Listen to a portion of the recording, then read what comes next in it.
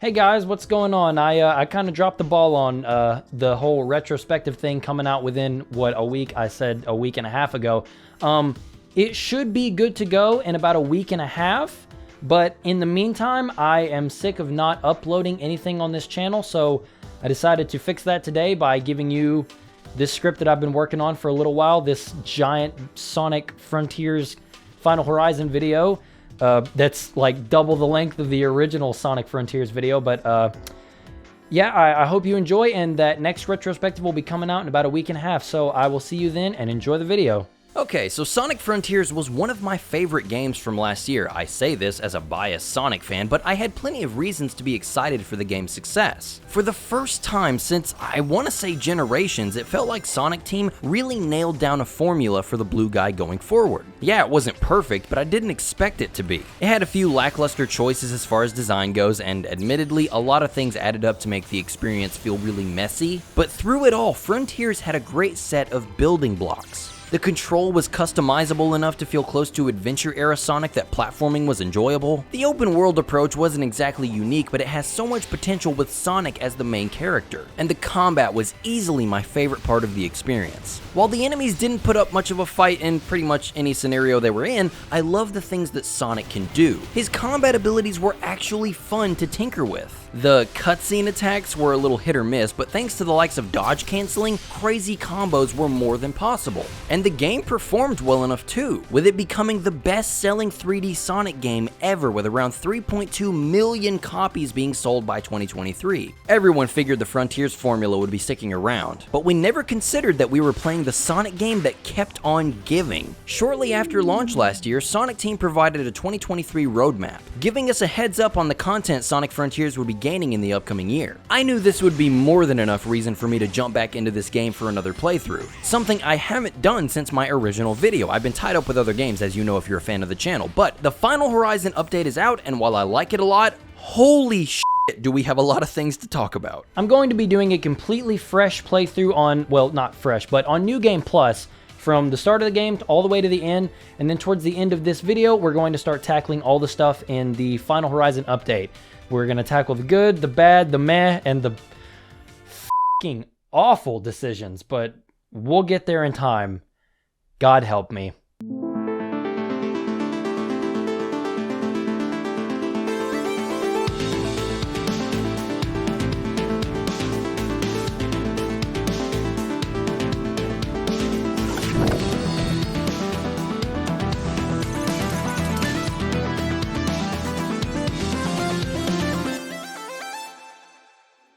Broadly speaking, Sonic Frontiers is still Sonic Frontiers. You still make your way through each island defeating mini-bosses called Guardians to get gears, to unlock cyberspace levels which reward keys, to unlock vaults to get Chaos Emeralds to fight a Titan to go to the next island and do it again. That much is still the same, but as of the updates, there are even more things to do on the islands. In my first playthrough, I didn't see everything the 4 islands had to offer. I didn't do a lot of the stuff as I went through the story. You have to do some stuff with how the game is set up, but not everything. I didn't even see every cyberspace level.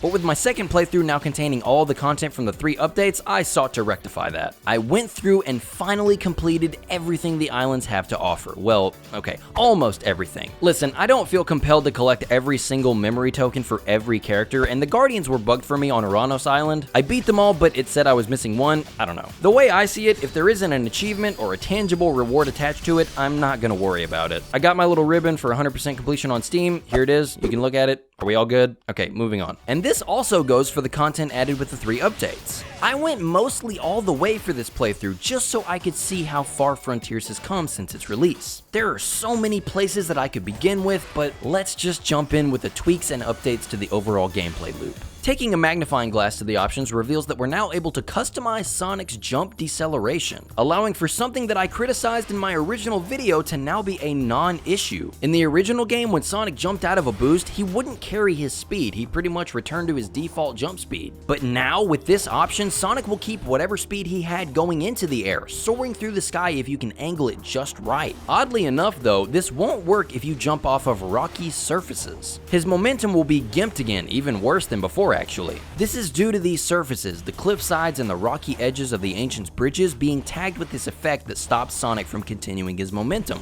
I wish I could find the tweet that pointed this out, but for the life of me I can't. It's just really interesting that it's been left in though. But other than that, Sonic's control is greatly improved after all these updates. And it's even better thanks to the inclusion of the spin dash. Holy hell, this thing is incredible! Using the left trigger, you'll instantly blast off faster than a power boost, and if you thought the boost jump carried Sonic far,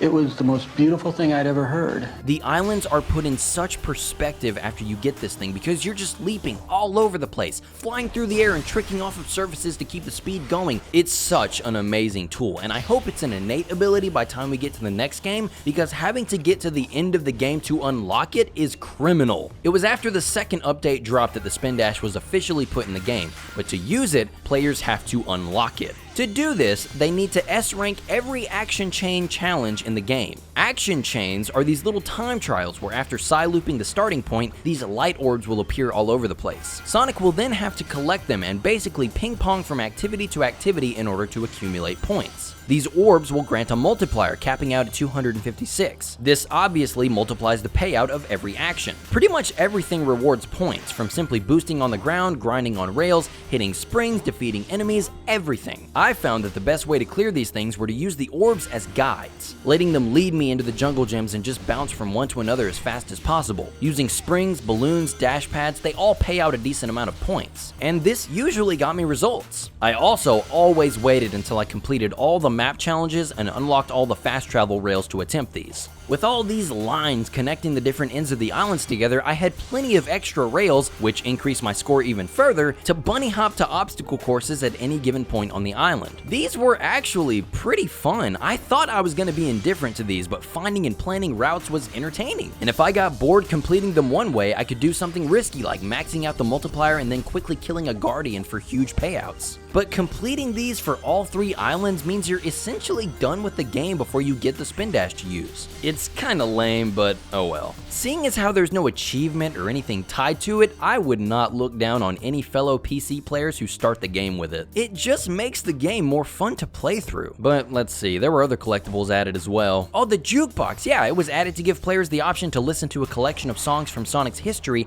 as he runs across the islands. This was a great addition too. I liked hunting these things down and seeing my favorite Sonic songs slowly become unlocked. They aren't too tricky to come across either, so they're a comfortable find. Which can't be said for the new Special Coco. These little guys are kept at the ends of these new, sometimes brutal obstacle courses. Some of these courses they cooked up are tough. Like this one on Kronos Island, holy shit, I can't tell you how many times I messed up this wall running section. But eventually I did get it done. I ended up getting them all, and for my efforts I was given more gauges to my boost meter. Not that it matters when you can make an infinity sign and have infinite boost, but I'm just thankful for these things as more challenging obstacle courses. Going back through the game, on New Game Plus especially, I clearly saw how easy this game is. The base game is such a cakewalk for its entire runtime. It's something I mentioned in my original video, how this is the most chill Sonic game you can play. Systematically tracking down each of these tasks on the island and slowly whittling down the list makes for a consistently relaxing experience. The act of just setting a waypoint all the way across the island and just parkouring my way over there is nice. And the challenges aren't difficult by any means. I was leveled up considerably, so taking down guardians in seconds was gonna happen, but I'm more so talking about everything else. There's nothing that really pushes Sonic on the islands. Platforming challenges are often bite-sized activities that don't come close to putting my skills to the test. Cyberspace stages are Sonic Colors levels of brain dead for the majority of the game's runtime. I would often meet the criteria for keys on my first run on accident. I had forgotten that 2-4 has 3 of the 5 red star rings in the middle of the path. It's almost impossible to miss these things. Ouranos Island has the best cyberspace stages because those are the ones with original level design. But even then, they're pretty easy all things considered. I don't think I would go out of my way to call any of them bad, but there are only 1 or 2 that I'd call genuinely fun. The rest are just inoffensive. You can utilize the boost dash to try to get better times. It's this technique that allows you to use the insane burst of speed Sonic has when zeroing in on a target for a homing attack, but in an air dash. If while homing in on an enemy you hit the boost button and hold a different direction, Sonic will zoom in that direction. It's a really cool piece of tech that was discovered when the game first came out, but I just never gave it a try until now. But all of the S rank times are so generous as is, there's no real point in mastering this technique besides beating your own best times. That is cool for some, but it doesn't tickle my fancy. There are the short-lived sections in some islands that feel like short stages with actual aesthetics that match the island. I think these are way better than almost any cyberspace stage. And it's criminal that we don't get more traditional platforming challenges integrated into the islands naturally. Still not a fan of the 4 reused themes in cyberspace, but mostly because it robs these levels of any identity they could have to be remembered outside this game. The best Sonic stages to me are the ones with gimmicks or set pieces which leave their own unique visual or gameplay footprint on the series. And none of the cyberspace levels in the base game have that, and it goes a long way in making them so forgettable. But now we're on to the content and the Final Horizon update, and first of all, before we get into that, I want to show you how dumb I am. I was searching around Ouranos Island for some way to begin the DLC, but I couldn't find it. Little did my dumbass know, it was right here when you entered the island. When you approach this giant ring, the game asks you if you would like to see another story, which makes me wonder if the events in this DLC are more of a what-if type scenario. But I really don't think that's the case, as we'll see in a moment. Sonic has bested all the titans of the previous islands and is now approaching the final battle. This is when Sage proposes a new plan. If Sonic can gain the blessing of the Titans pilots, they will likely lift the cyber corruption and even grant him new power to eliminate the invaders. But this plan also includes Sonic's digital damsels in distress. Tails, Amy, and Knuckles also have their tasks, with Amy gathering the Coco, Knuckles breaking these Coco out of their confinements, and Tails ridding some of this corruption, along with all of them gathering the Chaos Emeralds with Eggman. And after all of this is finished and Sonic has gained the blessing of the pilots and the Master King Coco, you! Everyone teams up to stop the End. After beating Supreme, the End comes down from space and empowers the downed Titan. This is initially too much for Super Sonic, but this is when he reaches inside to unleash the power that Master King gave him, essentially unlocking Super Sonic 2, and this...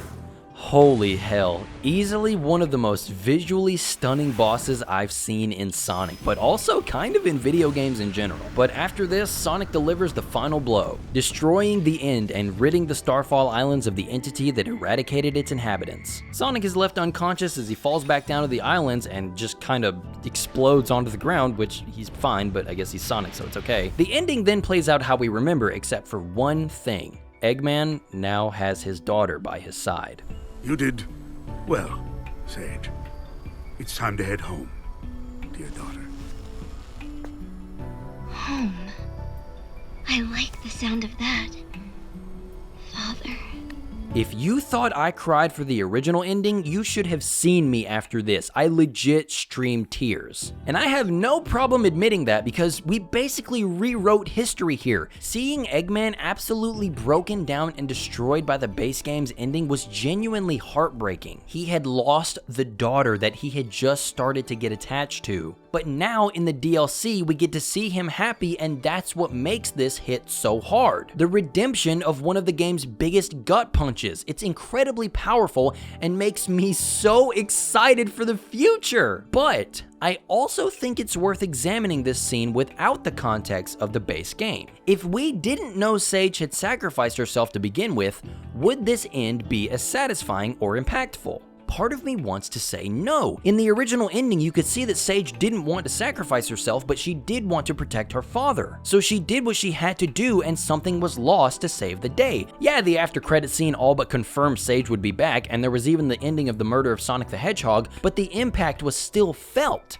This shot of Eggman is more than proof. But in this ending, there doesn't feel like there's any tension. Yeah, Sonic has to use his new power and the End does get the upper hand on him once, but then it's all undercut by him going super again and getting even stronger. He's banged and bruised after the fight, but he's Sonic the Hedgehog. We know he's not going to actually die. Sage ends up pulling her weight and getting some assistance from Amy, Tails, and Knuckles when she needs it, but she's never in the same kind of danger as she was. Also, the End. So it came out of nowhere in the base game, but it had some degree of presence. Hearing its voice from the very beginning allowed us to draw our own conclusions, especially when Tails asks why it's only talking to Sonic. It's not great, especially since we never see it, but knowing that and hearing it speak during the final boss fight was what allowed us to finally connect those dots. We understood that this was the villain and it caused all all of this to happen. But now, it just kinda comes out of nowhere and powers up this Titan. If it hadn't been for the original fight, I don't think this would have made as much sense. It keeps Supreme juiced up during the fight, but you're paying attention to the Titan, meaning when Sonic flies through this giant planet, it would be pretty head-scratching if it was just a standalone piece of content. This isn't a bad ending, I'd actually say it's more of a good ending by way of everyone making it out in better shape, but on its own, I don't think it'd have the same impact. The side trio also don't have the same impact they do in the original game. The dialogue is good, there's just not as much of it as in the base game, obviously. I liked seeing Knuckles step up and give Tails some encouragement, reminding him that even Sonic has to ask for help, continuing Tails' growth out of his uncertainty. Some of the interactions are just interesting though, like Sage confirming that Sonic hallucinated seeing Big in all of the fishing spots. It was all just his imagination, and this is just what Sonic thinks about, I guess? Okay. And then there was some sequel bait if I've ever seen it, when Sage says that the god the ancients worshipped is probably still out there, with a close-up on Sage's eye for dramatic effect and everything. I'm so excited about that. It's a good sign when my biggest problem is that there's not enough of a good thing, but even with all these complaints, I love how this all ends. This badass new Super Sonic pulling off some Ultra Instinct inspired attacks.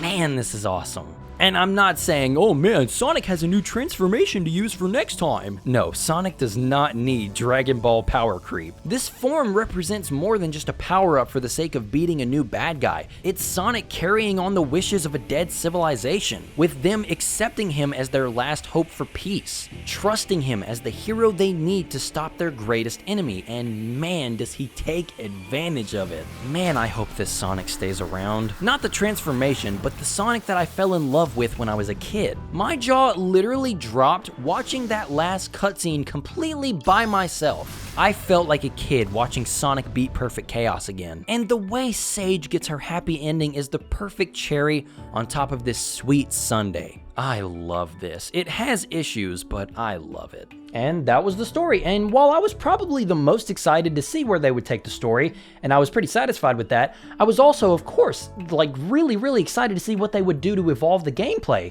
And, you know, hopefully make it a little more challenging, because the base game was just a little too easy.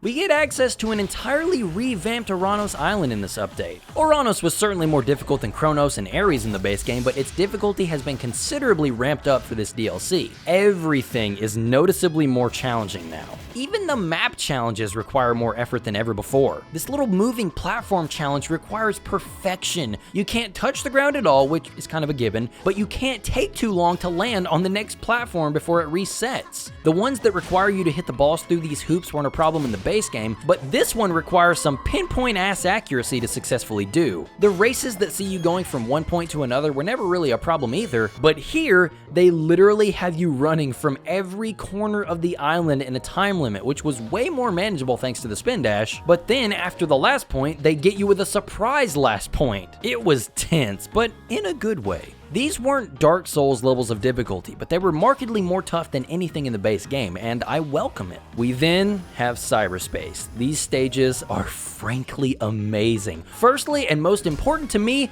2D is dead. There isn't a lick of side-scrolling on any of these stages, and I could not be happier. Also, they don't last for 2 minutes if you don't want them to. One of my biggest complaints with cyberspace in the base game was the length of the stages. They only lasted like a minute or two, maybe 3 for the actually good ones on Chaos and Ouranos Island. But here, they're brilliantly designed. They can be cleared quickly if you're intentionally going for the S rank, but you would be zooming by so many alternate paths and secret things to see. Grabbing an S rank time isn't always going to get you a challenge completed anymore. These stages give you the most creative and branching level design in the game, but they made sure to put it to good use. The challenges in these stages are far more involved than the brain-dead red rings or overly generous S rank times. There are silver moon medals. These things will usually be pretty close together. Once you collect one, a timer will start and the medals will start to disappear one by one. And if you missed even one of them, you missed your chance for this run. There are the returning number gates from Lost World and Forces, which ask you to run through these gates in numeric order. And now there are 3 or 4 classic animals hidden in stages. You'll have to find find them, which will then have Sonic carrying them on his back with severely limited platforming capabilities. The goal is to bring them to a designated spot that's usually not too far off, but taking damage or even using certain environmental props like springs will reset the animals. These challenges are fantastic. Unlike the base game, these things actually had me going back in several times to complete these challenges. The stages gain more shelf life when these objectives are spread out within them, and the best part about all of them is they're completely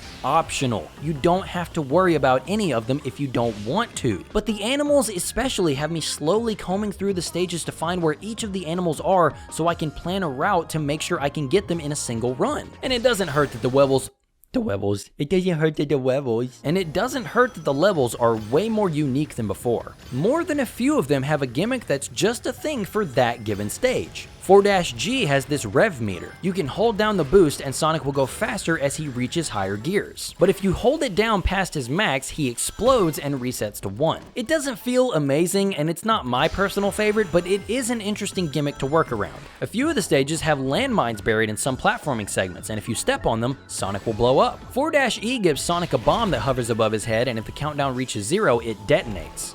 After saying all those back to back, they like to blow Sonic up, don't they? But yeah, there are time clocks that can extend the timer, but there aren't many in the stage, so you have to work the paths that contain them into your route. Then 4-A and 4-C have these green bottles that will give Sonic Rocket Boost. This is a short-lived nod to the old boost formula, where Sonic will boost forward and actually damage enemies if they're in front of him. Out of the two, I think 4-C takes advantage of this the best, with it feeling like the best of the boost era again with the way the stage has automation, but is a cakewalk by no means. It feels like the later stages in Unleashed compared to something. And good lord, the moon medals gave me a tough time here. This jump right here is so tight, and when I finally made it on this attempt, the game decided to bug out and say, nope, that didn't count, bitch. 4-I was one of my favorites though. You're platforming in low gravity the entire time, meaning that all of your jumps are incredibly floaty. As you could imagine, combining this with the spin dash gives Sonic even more airtime than before. It puts me at odds with myself because I appreciate the sense of level design and all the alternate paths I can take, but I'm also in love with being able to skip over entire chunks of the stage. Oh man,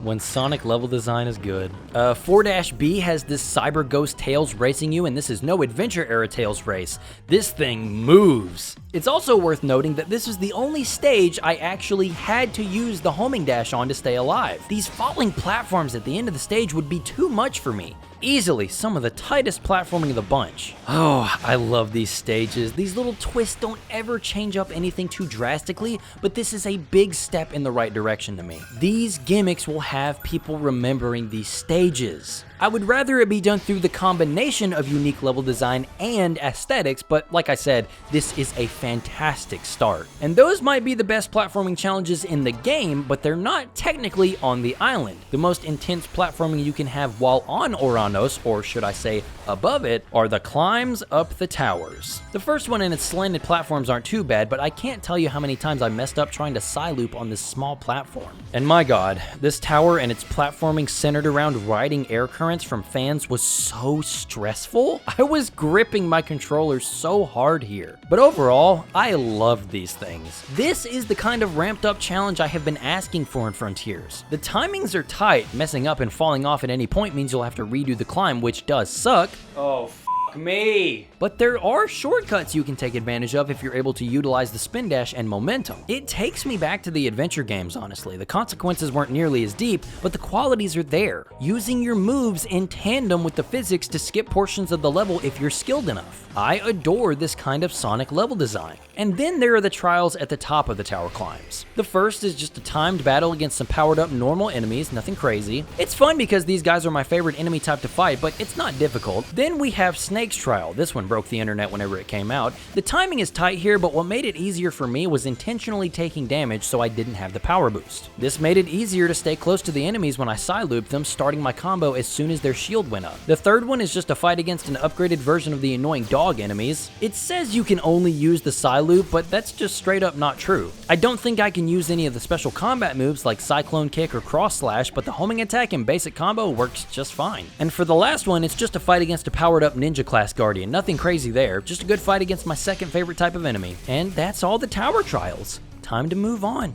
nothing left to see here. The Guardians are all the same ones you could find on Ouranos originally, but substantially upgraded. These guys have a ton of health and their attacks come out way faster, with the end result being mini-bosses that actually pose a threat. They don't require me to use any moves in particular to get past encounters, but I do feel like chaining moves together with dodge cancels is damn near required for some. The Master Ninjas aren't too intense, still a big step up for challenge and great fights overall, but the new tower fights are the most intimidating to me. They got so fast and erratic with the projectiles towards the end of the fight, it took me forever to take this guy down. I learned on my journey back through the game that the spin slash actually tracks the sections of the tower enemies as they're destroyed, so canceling in and out of this move was a good way to get them down on my level. The caterpillars are way more energetic now. Instead of grinding on these rails to grab these blue orbs, you're actually doing everything you can to keep up with them as they shoot near automata projectiles at you and use homing shots to keep you on the move. The spin dash is damn near essential here in staying away from those lasers. And finally, the ghosts are still not my favorite guardian to fight. The level design they use is thankfully more free-flowing and forgiving. I never liked how some of their playgrounds had awkward camera angles to fight against in the base game, but here it's more open and you're free to experiment, thankfully. A welcome change. Now that I'm back on equal footing with the enemies and I'm not taking them out in a few hits, I can actually comment on the game's combat. In general, it hasn't seen many changes except for the one big one that I absolutely love. There's now an option to disable the dramatic battle camera in combat, which keeps Sonic's special moves from feeling like cutscene attacks. This was something that never bothered me too much in the original release, but now I don't think I could play without it. Dodge canceling moves is still a really big part of combat, but I found myself accidentally using the homing shot when trying to launch into enemies. I'm trying to cancel out of a dodge and use the boost to get myself in the direction of the enemy and then attack, but that's the input to start this move. It's not a big deal, but it happens so often that it became clear it's the only move that can't be canceled out of.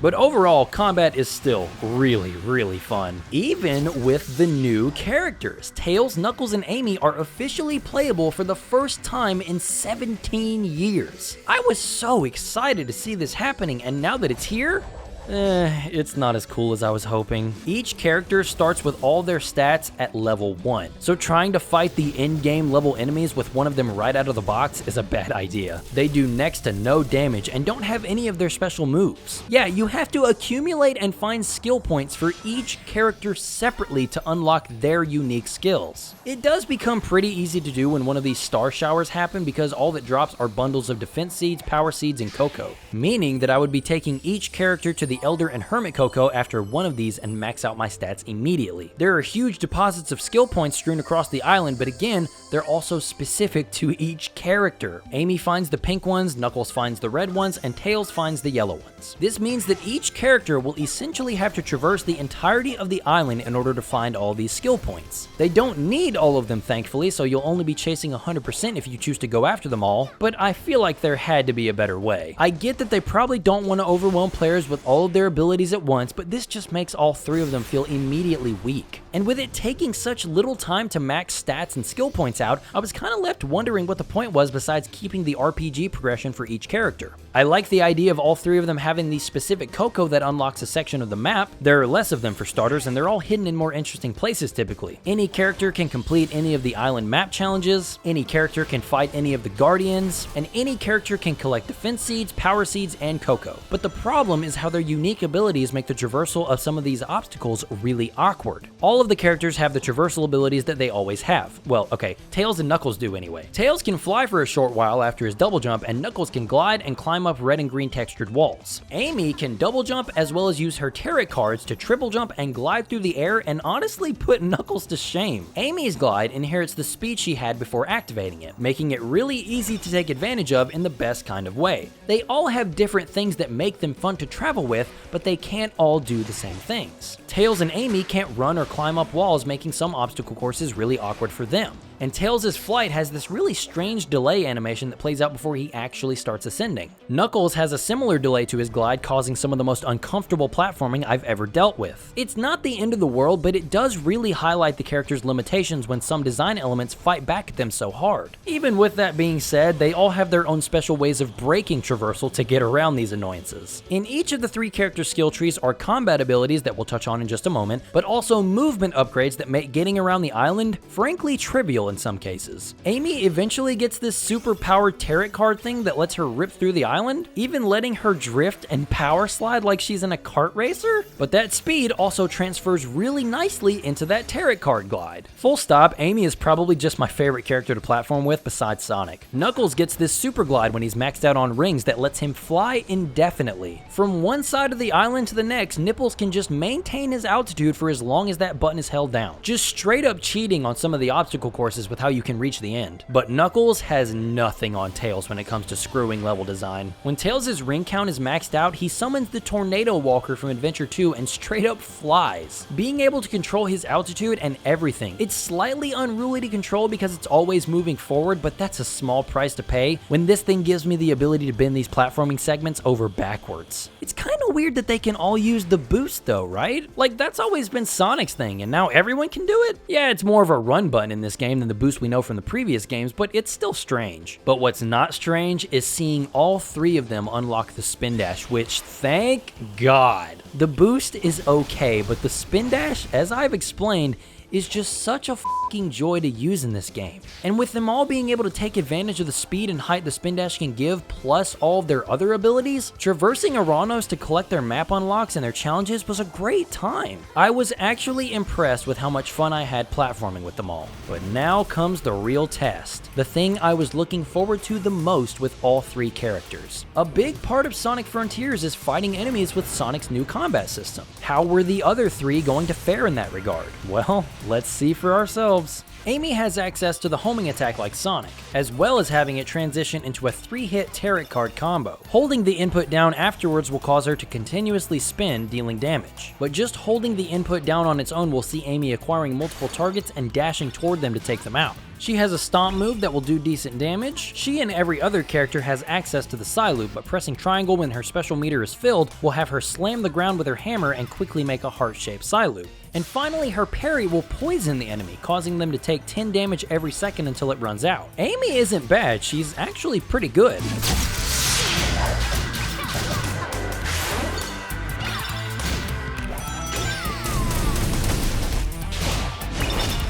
Her tarot card combo feels good to use, and transitioning that into a stomp and then side loop hammer is a lot of fun, but that's about where it stops for me. Her move pool is too limited to pull off anything that's too complicated. I like that she has this magical tarot card gimmick thing going on. I buy that this is where Amy's character goes, and this is a creative way to make her a capable fighter. Having her poison people is kind of strange, but I dig a good passive poison effect, so I'll roll with it. The heart dash attack, though, I'm not so much a fan of. Not really on the move itself, it works fine, but it's the fact that we have nothing to use it on. The only thing on the island for the three characters to fight against are guardians, single targets, and this move is designed to hit multiple targets with low-ish damage. You can use it on some of the homing attack chain enemies, but that doesn't make a lot of sense to do. This feels like a moveset that was made for greater things. I think we're going to be getting a better version of Amy in a setting that she can actually take advantage of. I'm a huge fan of what we have here, I just wish we had more than super overpowered mini-bosses to fight against. Next is our favorite red dude. Knuckles has the same basics as Sonic and Amy. Homing attack and side loop are all accounted for. He has a 3-hit combo after connecting with a homing attack as well. A drill dive for his stomp attack, and after holding down the homing attack button, he'll lock onto a single target and unleash a spinning drill move. He doesn't really have a side loop move like Amy, instead his parry will lower an enemy's defense for a short time, allowing Knuckles to unleash some of the sickest damage in a short time.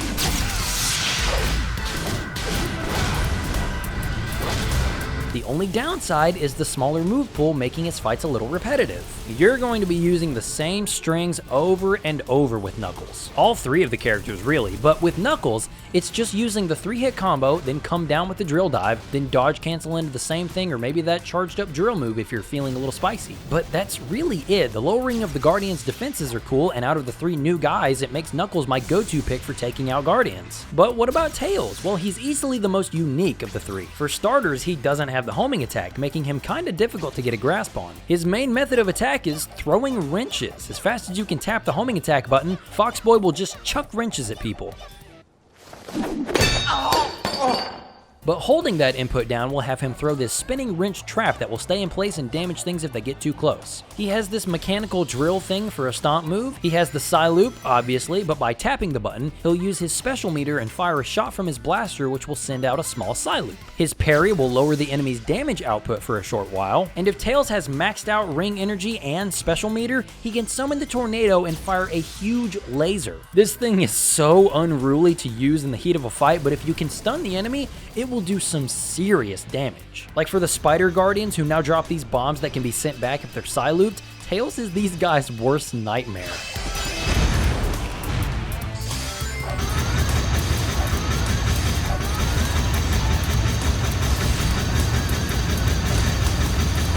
But for all the cool stuff Tails can do to certain Guardians, he's probably my least favorite to fight with. The lack of the homing attack really makes him hard to position with. And besides that laser, he really doesn't have any moves that he can combo into. Throwing wrenches, maybe throwing a wrench trap and then a psi loop shot is about as far as you'll go with Tails complexity-wise. And with how aggressive and fast the enemies are, it's unlikely you'll be able to keep Tails' rings maxed out in order to use the laser attack. He's not bad, and I'm not against having a ranged fighter, but Tails deserves better than this.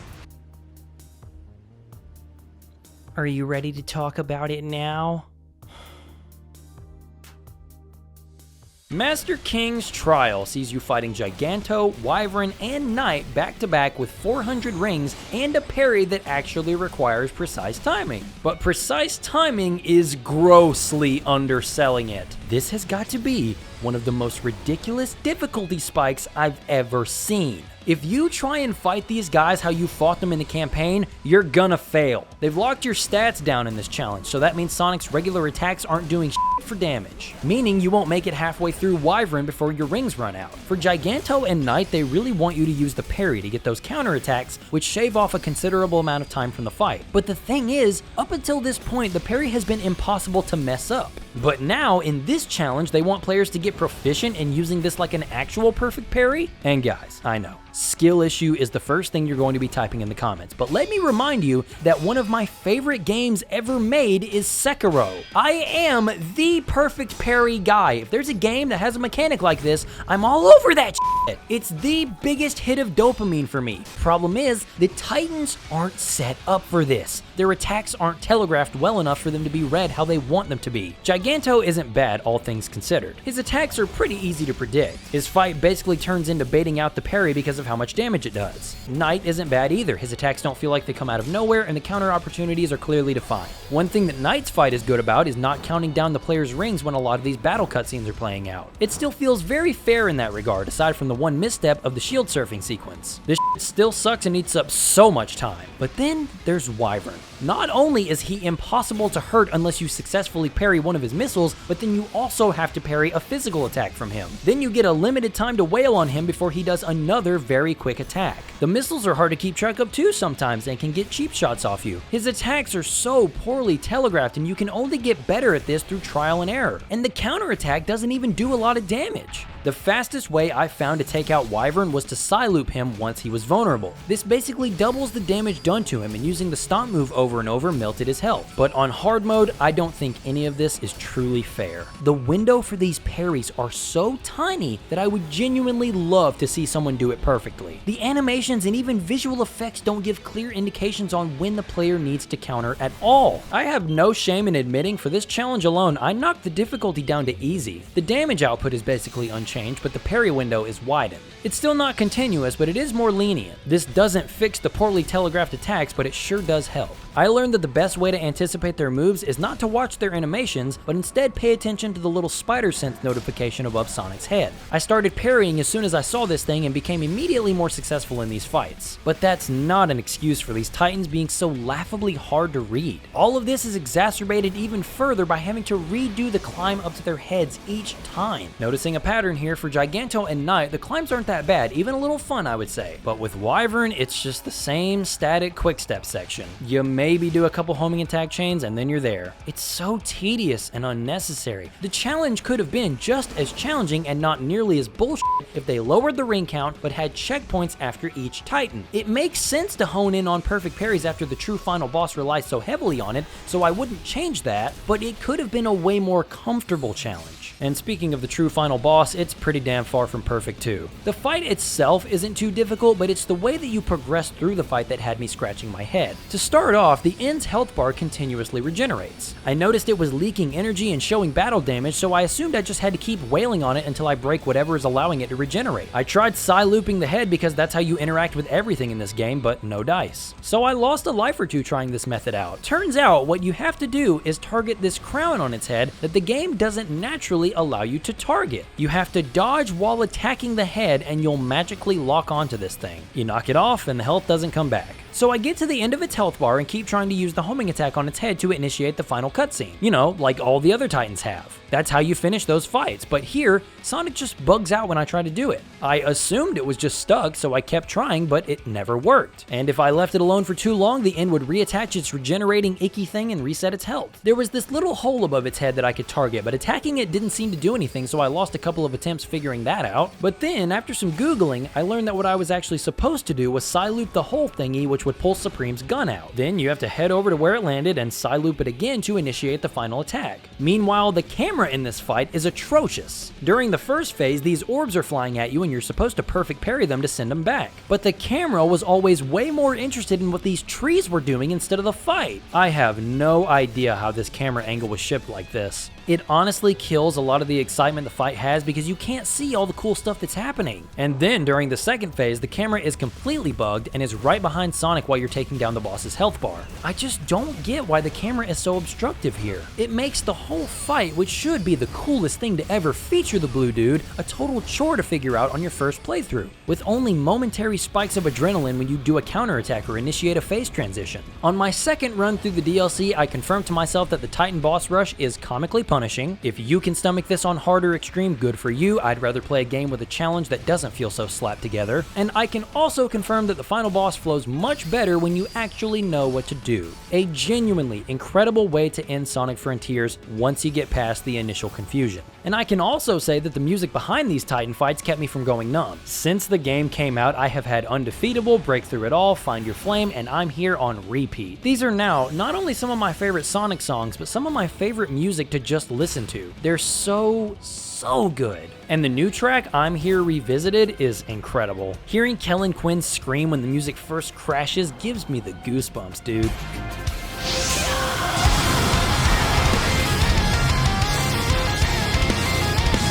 It's such a hyped moment and kind of makes up for how confusing the fight is initially. The rest of the DLC's music is kind of hit or miss for me, and mostly miss if I'm being real. I wasn't a fan of the cyberspace tracks in the base game, and I wasn't surprised to see that I feel the same way when it comes to the new ones. Similar to the revisit of I'm Here, I get that remixing the old cyberspace tracks probably helped save a lot of time to create all this new music for the DLC, but that means it doesn't do much for those who didn't care for them to begin with. And in the case of the one track I did like, 2-4's Hype Street, the remix doesn't do it any favors at all. You took out the electronic melody, which was the entire reason I liked it. I didn't care for the cyberspace stuff. Same goes for the movement tracks that plays when each character is running around the island. It's totally a preference in music, but this EDM drum and bass doesn't do it for me. It doesn't get on my nerves or anything, and I can even appreciate the feeling of building tension that they bring to the table, but it's just not my thing. I wish we could bring the jukebox tracks that we collected on the islands into cyberspace, like how Generations handled the music for stages. I don't know, maybe something like that can be modded in later on down the road. And speaking of mods, if you couldn't tell, I was using a few of them in this playthrough. Using the Hedge mod manager is honestly a must for this game. There are so many quality of life enhancements that come with this thing. You can have shadows that will smoothly transition instead of the stilted way daytime passes normally. You can have higher definition cutscenes play. I installed higher definition models for Sonic, Tails, Amy, and Knuckles. I didn't even realize that I was using the long quill version of the Sonic mod until I used a cool new jump ball mod that I think I prefer now. But nothing against the short quill look, I'm just definitely a long quill kind of guy. Settle down! I turned on options that force the game to constantly have the highest quality assets loaded so everything looks as good as it can no matter where I am. I wanted to use the higher LOD settings to try and mask the pop-in problem the game still suffers from, but the mod would always crash my game if I tried to use it, so I ended up not playing with it. But all of these mods were great, and I'm so glad they're a part of this game now. Even still though, they aren't perfect. Forcing the game to load the higher detail version of some assets causes some platforms jumps to lose their collision data, meaning that visually they're there, but I can't interact with them. This seems to mainly affect the content that was added in the second and third updates, like the platforming challenges for the boost gauge Coco. And if I tried to side loop any of the action chain challenge start points, the game would just crash. I would just have to save, exit, and disable some mods before completing them for each island. Not a big deal, but something to mention for those who are interested.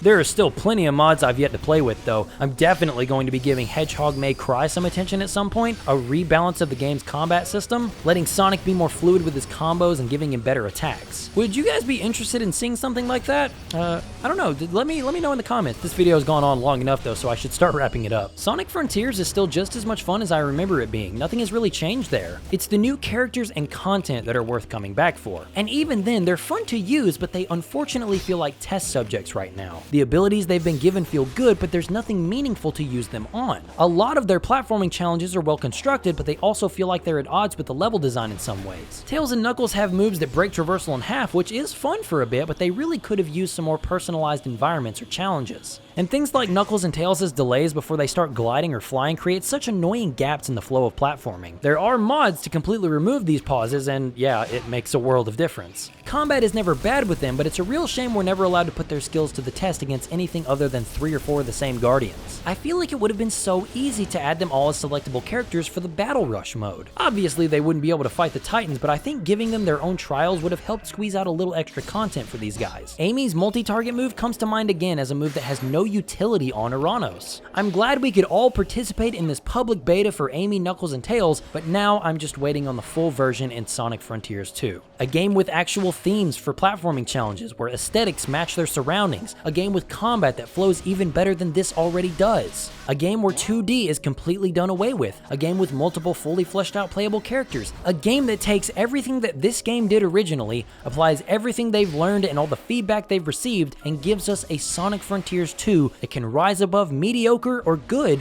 and be truly, inarguably great. I know it can happen, and I have hope we're on the right track. But anyway, I appreciate you for watching, so thanks for stopping by, and have a great day.